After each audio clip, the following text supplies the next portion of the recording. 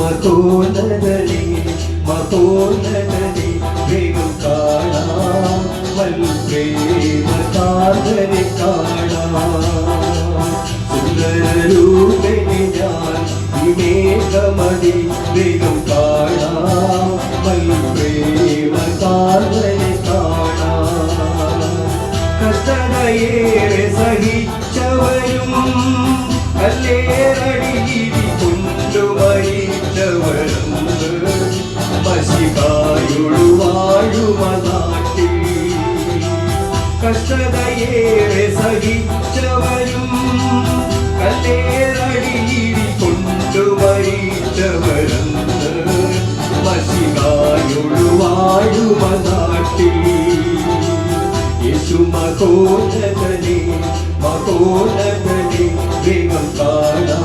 ദൈവനാമത്തിന് മഹത്വമുണ്ടാകട്ടെ. ഇന്നത്തെ പ്രഭാത ധ്യാനത്തിനായി 34 സങ്കീർത്തനം 6 വാക്യം.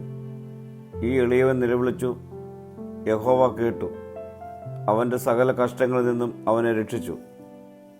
ദരിദ്രരുടെയും ദുരിതത്തിലായവരുടെയും നിലവിളികളോടുള്ള ദൈവത്തിൻ്റെ പ്രതികരണം ഈ വാക്യത്തെ സൂചിപ്പിക്കുന്നു. തന്നോട് നിലവിളിക്കുന്ന ഏവരുടെയും നിലവിളി അവൻ കേട്ട് ഉത്തരം നൽകുന്നു. കഷ്ടപ്പെടുന്നവരുടെ പ്രാർത്ഥനകളോടും നിലവിളികളോടുമുള്ള ദൈവം കാണിക്കുന്ന ശ്രദ്ധയെ ഇത് സൂചിപ്പിക്കുന്നു.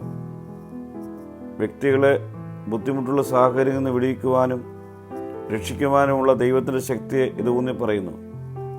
പ്രിയ സ്നേഹിതരെ, ദൈവമക്കൾക്ക് അവരുടെ ആവശ്യങ്ങളിൽ ദൈവം ശ്രദ്ധാലുവാണെന്നും അവർ നേരിടുന്ന ഏത് പ്രശ്നങ്ങളിൽ നിന്നും അവരെ രക്ഷിക്കുവാൻ കഴിവുള്ളവനാണെന്നും ഈ വാക്യം നമുക്ക് ഉറപ്പ് നൽകുന്നു. ഈ ദൈവത്തെ നമുക്ക് മുറുകെ പിടിക്കാം.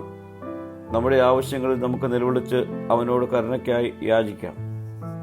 പ്രാർത്ഥിക്കാം. കർത്താവേ, എൻ്റെ നിലവിളി കേട്ട് എനിക്ക് ഉത്തരം വരേണമേ. മഹത്വം നീ എടുക്കണം. യേശുവിൻ്റെ നാമത്തിൽ തന്നെ. ആമീൻ.